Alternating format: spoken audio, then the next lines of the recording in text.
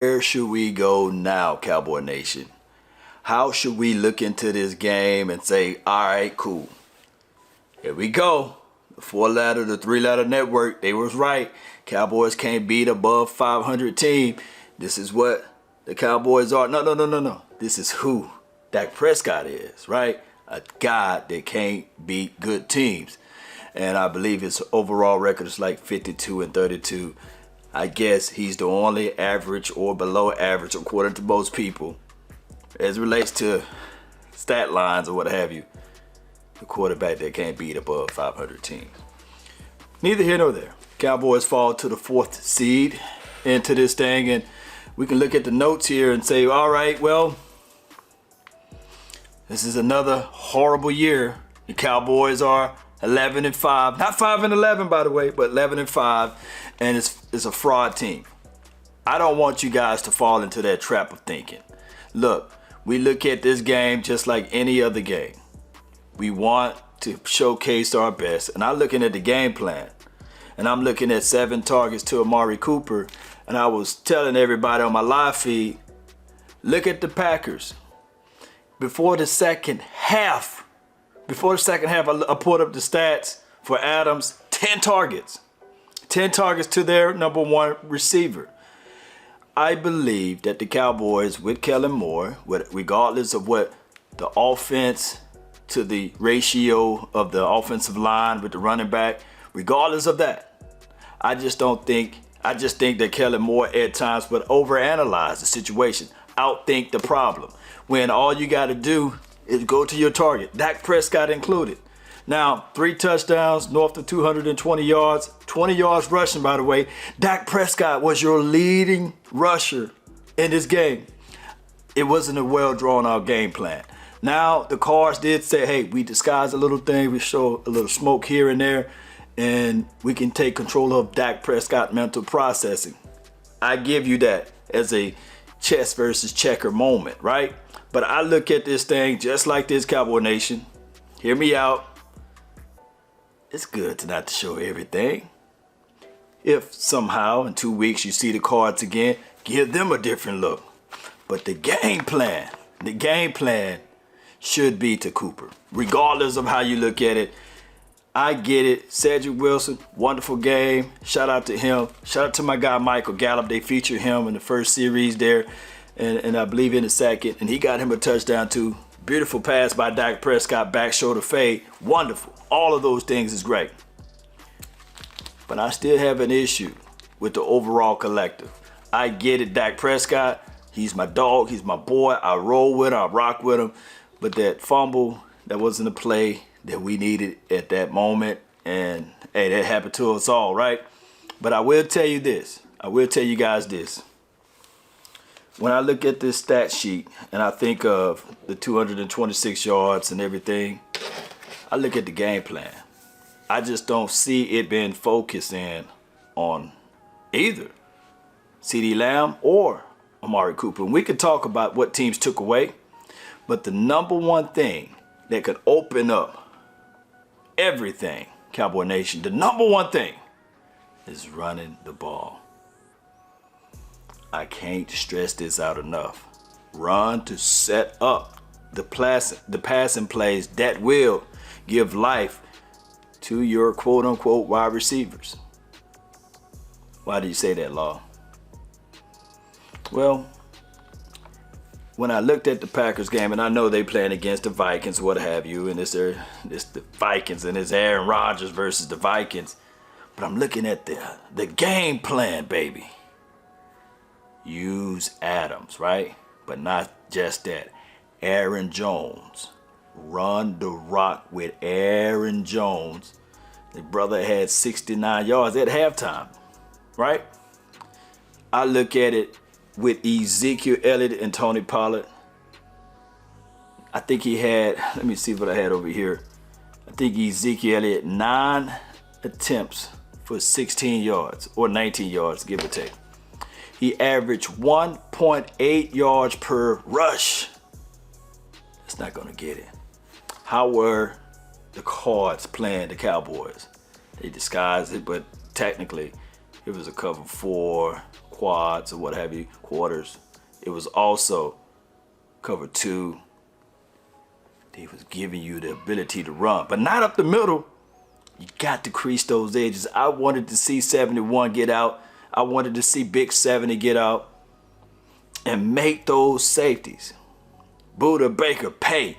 Oh, excuse me. Make Murphy pay. You got to make those DBs on the outside pay. If they your guys that's leading the tackles, that's because they was compressing everything and they was getting out. So you got to match their physicality. You flat out got to. You can't look into this situation and say, I'm going to play core with the football. You got to establish, hey, this is a mentality. It's our home. We're going to run the rock. We're going to shove it down your throat. And then on top of that, we're not going to play this zone defense. I got to talk about our defense.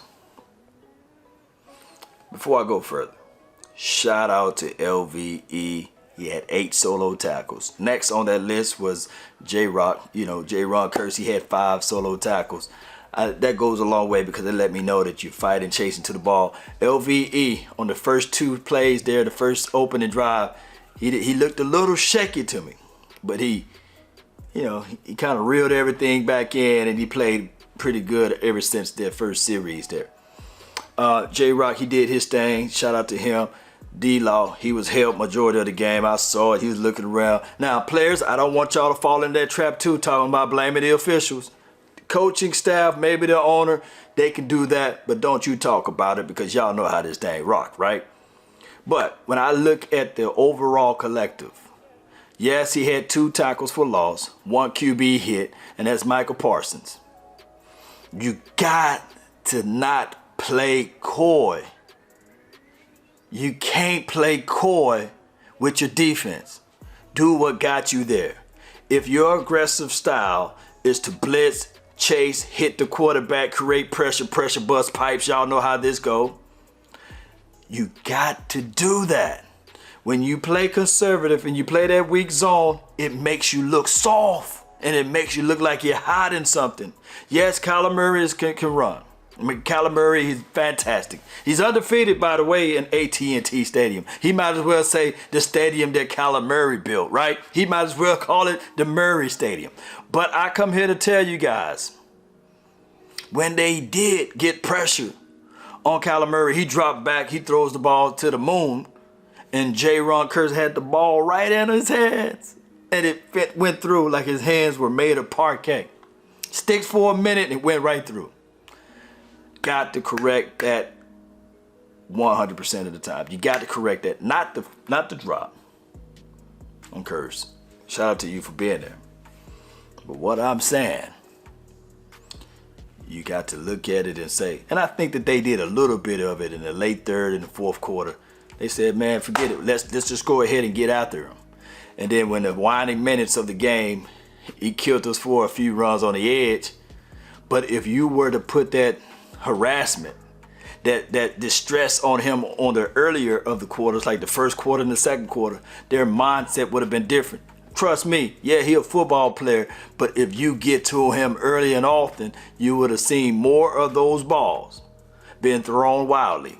But you allowed him to be comfortable a little too much, Cowboy Nation. And you got to correct that. Now, we got one more game left, of course.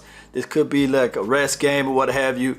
They did exactly what I thought they was going to do with Tyron Smith. I said when he came back his first game against the Raiders, he looked a little sloppy, a little slow. In this game, he looked a little sloppy, he looked a little slow, and he wasn't trusting his technique. And Dak Prescott, for damn sure, was kind of iffy off of that side there. You can tell Dak Prescott had the happy feet as well, and it took Dak Prescott until like the late 3rd, 4th quarter to get right back in rhythm. And musical chairs with this offensive line, I hope all is well. Next game, they should look at it and say, okay, we got to get back in rhythm. This is a road game. Hopefully, those boys will just take all of that negative energy, because this week is going to be hate week on the Cowboys. See, I told you Cowboys are pretenders. They're not real. You know, I told you Cowboys are fraud. We're going to get that regardless. There's no way around it. So be prepared to hear all of the hate noise. And this time around, Cowboy Nation, normally we're accustomed to it being just on Dak Prescott. But I'm looking at the pattern. Ooh, wait. They can't stand Trayvon Diggs, baby. Ooh, my goodness. And a third of the Cowboy fans can't stand him as well, because they say he give up the big plays, the most yards allowed. I get it.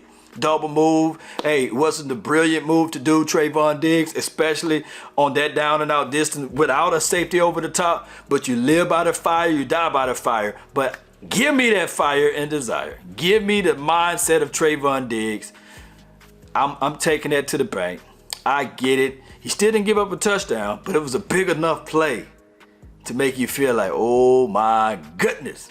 But the defense still held him. I believe the defense held him for the 3 points, right?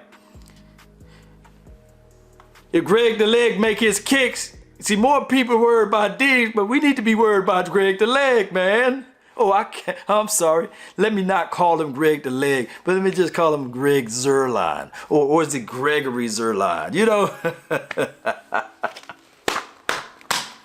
All right, so with all that being said, Cowboy Nation, the adjustment aspect of it.